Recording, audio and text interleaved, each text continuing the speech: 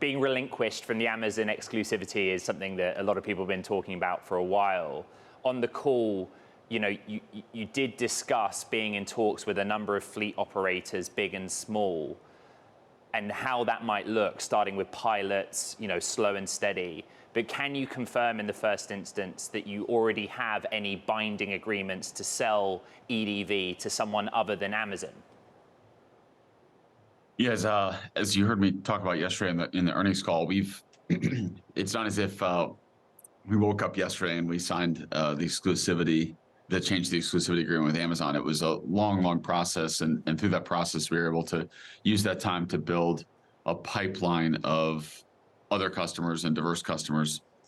We're not yet announcing any of those deals, but they'll start by and large with pilot deployments where we have sort of scaled number of vehicles that go out and test the systems, understand how they fit within the network. But what you'll see is it's very diverse across everything from last mile to retail to, of course, just more general purpose commercial applications of vans. You have an announcement, but have not announced them, but there are deals that are done, and you have visibility on new customers on EDV from this point on.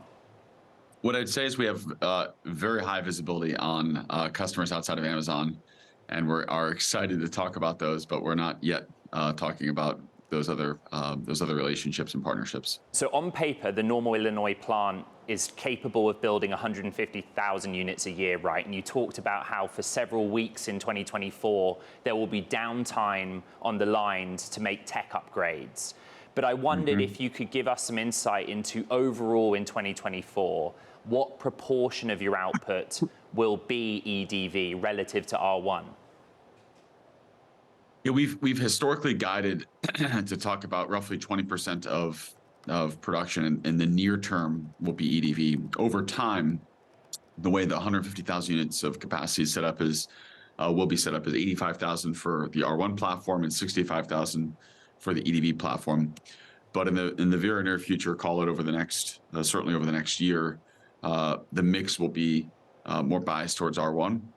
And this comes back to the points I made in the public earnings call. It's just the nature of the sales cycle for these large commercial fleets, these fleets that are running tens of thousands of vans.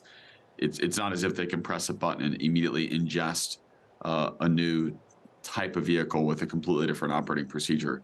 So this does have timescales associated with it. We've seen that very much firsthand through the lens of Amazon, which runs one of the largest fleets in the world. RJ, Rivian is still losing $31,000 on every EV that it makes. When will you start making money on them? Yeah, this has been absolutely a core focus for us as a business, and quarter over quarter we've shown significant progress. We certainly showed that as we went from Q2 to Q3 and talked about those results yesterday. And these improvements that are driving us towards the long-term 25% gross margin that we've talked about extensively on R1, you can almost think of it as a staircase. There's a whole host of changes that are happening in our material costs. That's our bill of materials. There's improvements in our plant. There's the fixed cost absorption from running at higher volumes in the plant. And then, of course, there's the evolution of our average selling price, which continues to trend upwards as we move into newer orders and also launch things like our Max Pack, our largest battery pack. But importantly, I do want to really be clear here.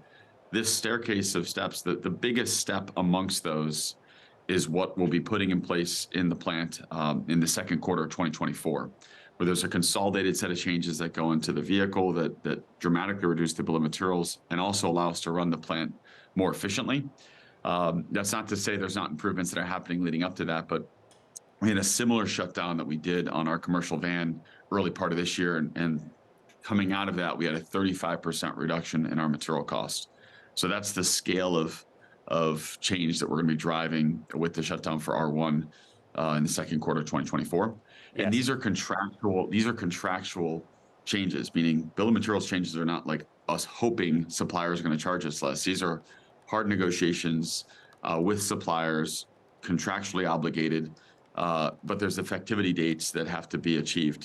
They don't all apply immediately. They come in over time. RJ, our audience has one common question, very straightforward. when will they see an R2 prototype, a prototype? We absolutely can't wait to show it. We're going to be showing the R2 program in the first quarter of this coming year, so early part of next year. This is a absolutely vital program for us as a business. It allows us to take our brand and what we built as a company and put into a smaller package, but importantly, a much lower priced vehicle. But I've never been this excited about a product as I am about R2. It is that exciting, and I would say it's that good. We think it's just exceptional. But quickly, to be clear, you'll whip the canvas off on stage or something in the first quarter of 24 on an R2 prototype. We're going to be showing it in the early part of next year. Yep, that's right. You talked on the call about now, presently, there being more rational upstream deals on the table when it comes to supply chain for battery. And that got me thinking, is Rivian still committed to a plan to eventually make its own battery cells in-house? Yeah, what's really become clear over the last 12 months, but in particular, the last 6 months with sort of a hyper focus, is just the importance of the upstream supply chain. And so that's where we've dedicated and focused a lot of our resources, both in terms of capital, but also in terms of our engineering resources. And that's securing upstream lithium supply, upstream nickel supply, working closely with our battery cell suppliers to technically integrate that in. And these are complex efforts that do take take a focused, highly technical team to play an active role in sourcing those raw materials. And this is important not only from the perspective of IRA, but it's increasingly important in an environment and in a global economy where trade frictions are rising. And we need to be aware of the challenges of supply chains that are built around sort of components or systems for which there's potential limitations around those supply. Graphite's a great example, with the vast majority, I should say, nearly 100% of the world's synthetic graphite coming out of China. This is an area we have to be very thoughtful of to make sure that in the long term, we have enough supply to support our growth. But you still plan to make your own cells rather than buying them in eventually? Eventually, when we think about cells, we look at it through the lens of there's going to be source cells that we develop in partnership, but there's going to be cells where we take a more active role in the development. And in the long term, we do think that there's a role to play for manufacturers to be very active in the production of the cell as well. But that's down the road. RJ, the other big question from our audience around the world is about revenues from software and in particular autonomy. You did go into detail on the call, but the question's very simple. When do those revenues tied to autonomy show up in your financials? Yeah, when you think about autonomy, this represents one of the more complex software and hardware development efforts in the vehicle. And as a result, it presents, we believe, a real opportunity to have essentially a tiered pricing structure, whereby the fullest set of features is something that there's an extra payment associated with it. It costs more upfront, and there's potentially an ongoing recurring fee associated with it. That's something that we're planning to launch as we go into next year, as we launch some new features that we're developing today.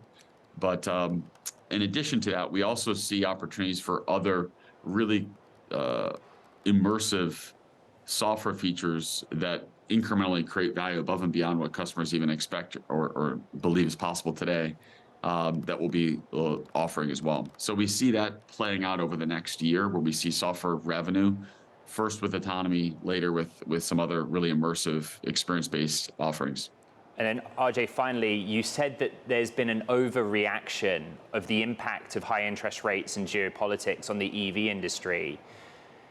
Does that overreaction tangibly impact present demand, or is the demand consistent right now?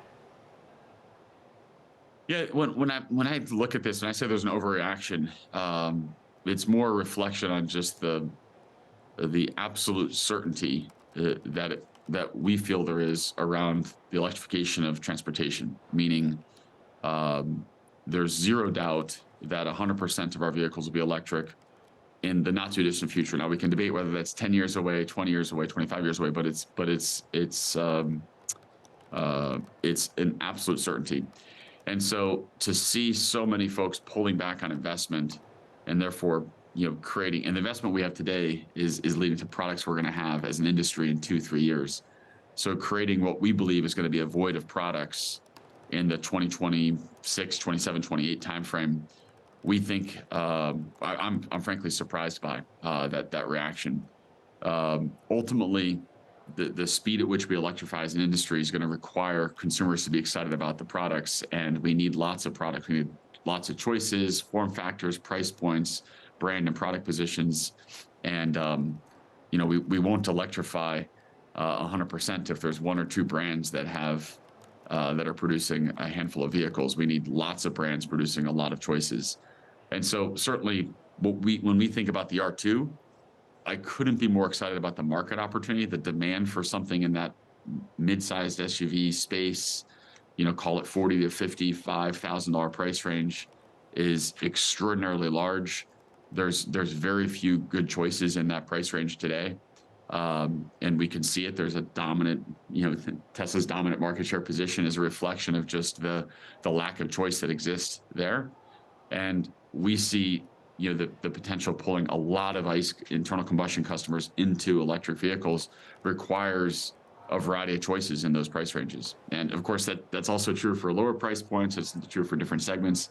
But what we'll need to see over the next decade is the proliferation of lots and lots of different offerings. And so pulling back investment today certainly is going to create an environment in which there's fewer choices, and in some ways you could look at it as almost less competition.